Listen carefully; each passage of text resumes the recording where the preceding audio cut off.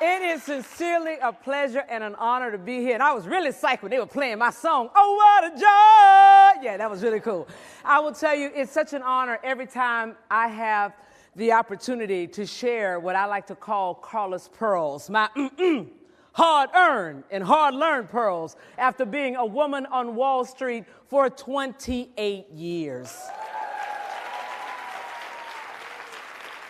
I dare say, ladies and gentlemen, I have learned a few things about not only surviving, but more importantly, thriving in the seat that you sit in or the seat that you aspire to sit in. And that's frankly what the pearls are all about. As you've heard, I had the privilege of writing 2 books, Expect to Win and Strategize to Win. And since these books have been released, I've traveled all over the world talking about the pearls. And over people say, why did you write this book? Why were you so honest about everything that happened in your career? And I will tell you why. When I walked out of the lauded halls of Harvard undergrad, I embraced this whole concept of a meritocracy. Success was merely a function of how smart you were and how hard you worked. Yet, when I started my career, it didn't quite work out that way. You see, I thought I was smart, magna cum laude, Harvard undergrad, second-year honors, Harvard Business School. Pretty smart, huh? I'm from the South, so I knew there were very few of those boys in the Northeast that could outwork me. Yet, that combination didn't equal maximizing my success. So what else informs your success equation? And that's what the pearls are all about. And in the time that I have this morning, I want to leave you with 3 of the most important pearls that I have learned. And the first one is, perception is the Copilot to reality. How people perceive you will directly impact how they deal with you. Yes, the reality of how smart you are has something to do with your success equation. The reality of how hard you work has something to do with your success equation. But a very big component of your success equation is the perception that the marketplace has about you. What lens are they looking through when they are looking at you? And most importantly, if you want to maximize your success in the seat that you're sitting in or the seat that you aspire to sit in, you must understand the adjectives that are associated with success for the seat that you're sitting in or the seat that you aspire to sit in. If you don't understand the adjectives that are associated with success, you can work very hard, but you won't maximize your success in that role because you're working in a way that is inconsistent with the way they are thinking about success. If you would like to manage a large group of people, but you are not perceived as being motivational, inspirational, or organized, it doesn't matter that you can do it. Doesn't even matter that you did do it. You won't be considered to do that if you are not perceived as such. If you would like to manage a large P&L, but you are not perceived as being analytical, quantitative, or strategic, doesn't matter that you can, doesn't even matter that you did. You won't get the opportunity to do that. Now, people say to me all the time, but wait a minute, Carla. I am who I am. I can't make anybody think about me in a certain way. If you remember nothing else about our time together this morning, remember that you can train people to think about you in the way that you want them to think about you. And how do you do that? You pick 3 adjectives that you would like people to use to describe you when you are not in the room. And why do I say when you're not in the room? It's because all of the important decisions about your career will be made when you are not in the room. Compensation decisions will be made when you are not in the room. Promotion decisions will be made when you are not in the room. And new assignments will be given out when you are not in the room. How do you want people to describe you when you are not in the room? Pick 3 adjectives that are absolutely consistent with who you really are. Because I'm a big fan of the authenticity point. Nobody can be you the way that you can be you. It is your distinct competitive advantage. So pick 3 adjectives that are absolutely consistent with who you really are. However, pick 3 adjectives that are also valued in your organization. And if you don't know by now what's valued in the organization, you can go to the organization's website. There isn't an organization today that doesn't describe itself or its values on its website. And if they don't think about what they told you when they hired you, oh, Carol, we hired you for the following 3 reasons. Oh, Kim, you beat out these 2 candidates for these 4 reasons. They told you then what they valued about you. So the trick is to continue to improve upon that which they value. The 3 adjectives that are consistent with who you really are, the 3 adjectives that are valued in your organization, where they intersect is how you must behave consistently if you want to train people to think about you in a certain way. It is consistent behavior around those 3 adjectives. And my big aha happened 5 to 6 years into my career. I had a very senior managing director say to me, you know you're smart, you work hard, but I don't think you're tough enough for this business. Now my first reaction was, what is he smoking? You can call Carla Harris a lot of things, but ain't tough ain't one of them. But then I said, wait a minute. Suppose this guy's not pulling my leg. Suppose he really doesn't think that I'm tough enough for this business. And heaven forbid, suppose the rest of the organization doesn't think that I'm tough enough for this business. So after I got that feedback, I said, okay, I know what I'll do. For 90 days, I decided I would walk tough, talk tough, eat tough, drink tough, use tough in my language, because it's important that if you want to train people to think about you in a certain way, ladies and gentlemen, you must have consistent behavior around those 3 adjectives. And you must use this language in your environment, particularly when you are talking about yourself. So I had a reputation of being very good at critiquing management presentations, so much so that before we would take a company on the road for a multi-billion-dollar IPO or a multi-hundred-million-dollar common stock transaction, my colleagues would often ask me to come into the room, listen to that CEO's presentation, and give that CEO some feedback, even when it was not my deal. So the next time someone asked me to do that, after I had gotten that feedback, I said, wait a minute. Tell me a little bit about this CEO.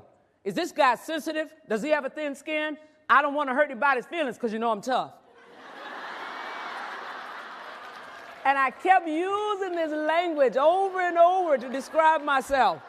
And sure enough, in about 90 days it worked. I had a team of people coming to see me. They didn't know I was behind them. And the VP was beating up the poor associate. Do you have the backup analysis? Do you have the synergy analysis? We're going to see Carla Harris, and you know she's so tough. So they will start to think about you in that way if you have consistent behavior around those 3 adjectives. But ladies, it's important that you understand the adjectives that are associated with success for the seat that you're sitting in or the seat that you aspire to sit in. You should never assume that you understand what success looks like. Whenever you start a new assignment, work for a new boss, go to a new department, or start with a new company, always ask the question, what does success look like in this role? What has to happen in order for you to say that I knocked the cover off the ball and the ball out of the park? If the person that you asked that question of says, oh, Carol, I tell you, just do the following 5 things and I will consider that an out-of-the-box performance. Now you know exactly what you're playing for. You know how to maximize your success in that role. But more importantly, if that person says, I don't know, you always do a good job. Just do what you always do. Married note to self, Houston, we have a problem. Because if that person can't tell you what success looks like, you will never maximize your success in that role. Because success is always shifting, and that will make your performance vulnerable to outside influences on that person. So if they can't tell you what success looks like, you should say, hey, you're not sure what success looks like in this role?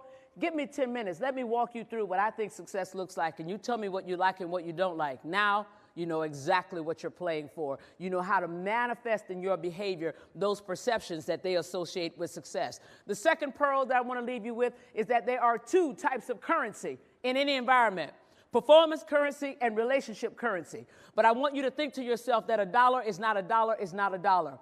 Performance currency is that currency that is generated by your delivering that which was asked of you and a little bit extra. Every time you do that, you will create performance currency. And performance currency is valuable for 3 reasons. Number 1, it will get you noticed and a reputation in the marketplace. Number 2, early on in your career, it will get you paid and promoted. And number 3, it will also attract a sponsor for you. But over time, performance currency starts to experience diminishing marginal returns. Why? Because you have now created a new standard. Everybody knows that you will do a great job, and there is no longer a premium associated with that performance. So that $1.50, which is what it's worth in the beginning, works its way back down to $1. And the currency that is then more important is the relationship currency. And the relationship currency is that currency that is generated by the investments that you make in the people in your environment. The investments that you make in the people in your environment. After you get to a certain level within any organization, there is an assumption about your performance being equal with everybody else. What makes the difference are the relationships that you have. And I would like to say women are very good at generating the performance currency, and we hug it. We hug the performance currency after it's already experienced the diminishing marginal returns. I can't tell you how many people I've said that I've talked to about their career, and they've said, I don't understand why I'm not moving. I just do my work. I don't engage in all those relationships and all those politics. I just let my work speak for me. But guess what? The work does not speak. You have to put your work in context, and the only way that you can do it is through the relationships that you have. Ladies and gentlemen, your ability to ascend in any organization will be a function of somebody's judgment. Judgment about whether or not you're ready. Judgment about whether or not you will be successful. And judgment about whether or not the team will follow you. And judgments are directly influenced by relationships. Everybody in this room has currency, hard-earned, personal, influential currency. But I ask you, how many people will use that personal currency on someone that they do not know? That's generally the response. So your inability to ascend is not so much a function of somebody not liking you. It is a function of someone not knowing you. You must invest in the relationships. And the last pearl that I'll leave you with is if you consider yourself a leader in the 21st century, you must be comfortable taking risks. You must be comfortable taking risks. I can't tell you how many people I heard during the financial crisis saying, oh, don't rock the boat. You know, we're having another layoff. You know, just keep your head down. Well, ladies, I'm here to tell you that keeping your head down will not keep you from getting shot. So you might as well keep your head up so you can see the bullet coming. No, I say that in jest. Because what I'm really trying to tell you is that whenever we're in tough economic environments, that's not the time to keep your head down. Because the issue with keeping your head down is that you submerge your voice. And your voice is at the heart of your power. And when you submerge your voice, you become irrelevant. And when you become irrelevant, you put a big target on the front and the big target on the back. You have to be comfortable taking risks. And frankly, the only reason we don't take risks is that we're scared. We're just scared. It's fear. And hear me clearly. Fear has no place in your success equation. Fear has no place in your success equation. Anytime I feel it creeping up the back of my neck, I just remind myself of that old saying, fear is just false evidence of things appearing real. It's really not there. Because think about it. What's the worst that can happen if you take a risk and it doesn't work out? So you fail. But guess what? Failure always brings you a gift. And that gift is called experience. Now you know how to do it better. Now you know how to do it differently. Now you know how to do it successfully. At the margin, it is always worth taking the risk. Makers 2016, I tell you that the time is now. Make 2016 the year of no regrets. Put your foot on the gas and ladies, let it rip. I say thank you very much.